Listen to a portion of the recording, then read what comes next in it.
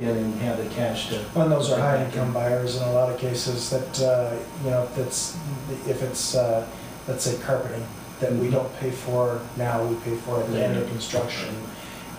They can come up with the cash to pay for carpeting later Exactly. on. And in that specific instance, actually, I was sort of surprised. We had a $125,000 basketball court in the home, and the appraiser gave no value at all for the basketball court. Right. So we both knew Right. that the home was a good value and a good appraisal, and we had gotten fair pricing from our subs and Right. charged a fair amount. In fact, the customer told me that, and they knew it was a life home. That's why they're so comfortable moving forward. Right. Now tell me about the 80-10-10 process, Sure. because I'm a little confused about that. So you have a mortgage that's 80% of the value. Right, so we'll get an appraisal and then we'll use 80% of that for the first mortgage. And then the second mortgage is done as generally a home equity line of credit or a fixed rate second mortgage. And in that 80-10-10, the second part is a second mortgage for 10% of the appraised value. So in essence, we, instead of giving them 90%, the problem there is you need private mortgage insurance, PMI. So by doing an 80-10-10, we kill two birds with one stone. We give them a 80% first, which is a better rate, and then we give them a second mortgage, which in most cases, they're gonna probably pay down or pay off as soon as that older house sells or in relative time period, and they avoid the private mortgage insurance. So Johnson Bank is probably one of the only few that I know that will do 80-10-10s. What bankers are doing, lenders are doing is they're saying, no, we won't give you the split. You're going to have to take 90% and get PMI. And PMI, private mortgage insurance, is requiring a debt ratio of not more than 41%. And in a number of cases where construction, it might be higher than 41. So in a lot of cases, families can't use the PMI route because of the debt to income ratio. So the 80-10-10, we don't worry about the ratio. We, Johnson Bank, control both the construction loan and the second mortgage. All of the loans in this whole region come through me. I go to my president, we go through the credit, we go through the income ratios, and we make our decision locally, and the families move on. Yeah, yeah. The one other thing that I've really been impressed with Johnson Bank, first off, you guys have always been able to maintain a deal. As we work through the process with you, you always figure out a way to give good clients financing when we put a package together. You always work that out. But the other thing that I've really been impressed with, I believe that you lock in to a rate 3 months prior to construction stopping. So as I tell you, my occupancy permit is 3 months from now. You're able to lock into fixed 7-year, 30, whatever, at that rate. Right. So we take a transaction and we say it's a construction permanent program. During the construction phase, the family only pays interest only on the loan as the draws are taken out. So they have a construction process. But once we get near the completion and we instruct our families that keep us in the loop, you keep us in the loop with the status of the construction, we see when the draws are going. And as we get near to the completion, that targets the end, or what we call the permanent status of the loan. With a lot of your jumbo clients, we have what we call a modification. There's no cost, and if the rate is lower when they come back on the same product, we'll give them the lower interest rate.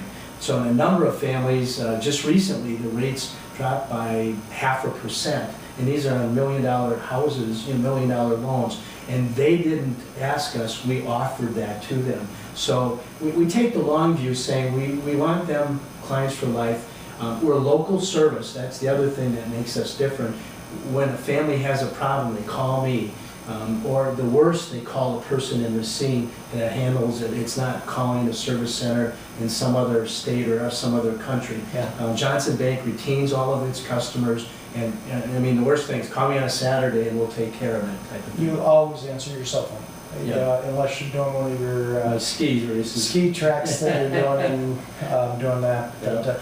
So real quickly, do you think what do you think about mortgage rates? Are they going to stabilize, or are they going to go down, up? Well, the next six months to 12 months, I think, is going to be a tug of war. Internationally, as problems happen overseas, it's going to drive interest rates down. when the economy here starts to get better, unemployment goes down, although you're gonna see some reverberation in unemployment statistics coming up. But as the economy gets better, there's pressure for rates to rise. I think the net effect for the next 6 months, probably a year, is rates will stay relatively where they are. We're kind of like a wave in the ocean. We ebb and flow. It's about a 0.25% range between the bottom and the top right now.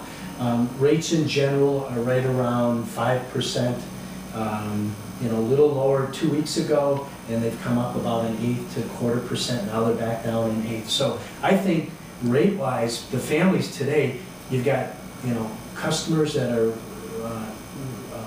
It's a great time to borrow money. It's not a great time to be a saver, unless the stock market continues its growth back up. So it's a good time to borrow. You can get real good deals on lots. You're very hungry. You're sharpening your pencil for construction. You put that together with rates, it's just a wonderful time. Where the problem is, if a family has a house to sell, that's where they're going to have to take the medicine a little bit.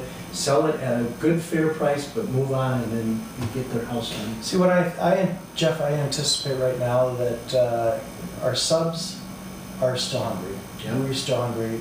You'll still be able to buy. Our subs are historic lows. Our framing carpenters were at $75 an hour 2 years ago. Now they're at $48 an hour, $42 an hour. And I sense that the market's rebounding. So if you were to build today, you're going to catch the money low, you're going to catch the builder low, the subcontractor low, the lot at a good price. We had 4 lots that went to offer to purchase this week alone. Is that right? So the momentum's coming back. Yeah. And I think that if you see 7 months from now statistically, or 9 months from now statistically, MLS data is going to show that the market's rebounding. Yeah. I believe that you're going to be buying low and selling closer to where your home should be. I totally agree with that. I think the bottom of the market is happening. Maybe it's happened, but I think it's right in this trough of maybe February to July, June, July this year, and then we'll come out of it. I took 2 loans today, and I took 2 loans yesterday, just purchase transactions. So that's the first time where I've started to say things are really moving. And that's pretty much, I think, 3 first-time and 1 second-time home buyers. So that's great news. That is. As that happens, that just affords the second and third-time families to move up to a house. A lot of these families that you have recognize the value of construction and the fact that they're building a house for a lifetime, and they don't have to sell it now, and they may not sell it for years, but when they do, they're going to say, we bought it at a great time, built it at a great time, and now the value has increased substantially. Yeah, exactly. Most of our buyers are 10 or 15 or 20-year-old buyers. Right. So how are just real briefly, and we'll wrap up, how are your manufacturers doing? How is other businesses that you're involved with doing? You mean the appraisers and title companies? No, how is your manufacturing clients? So tell me about your other client base. I hear manufacturing is coming back pretty good. From that standpoint, yes. Wisconsin has always been, I call it, dare to be dull. It's not a flashy. If you go to Boston and go to San Francisco, if you buy at the wrong time, you're going to lose a lot. Wisconsin has always been relatively stable. So when we lose, we don't lose. When we gain, we don't gain a substantial amount. But I think the Iron Belt has weathered the storm and has come back quicker. I have one large manufacturing company that is actually seen it as an opportunity to purchase a lot of inventory because they know that they can get it on a quarter on a dollar. So it's cheap, and they have reasonable labor costs to finish that product. So I think they are probably 6 months to a year ahead of everybody else in the service industry. I think we're still coming out of the dip, if you will. But I hope and think that Wisconsin, in particular the metro area here, is going to benefit by the medicine that we took 2 years ago and come out of this much quicker than other places are. I would agree. We build homes for a lot of CEOs of Johnson Controls, of Bucyrus, of different industries, GE. All those guys are hiring now. So, and your doctors, you do a lot of medical, and they just don't have enough hours in the day. Yeah. So, well, hey Jeff, thanks so much. John. Nice to see you.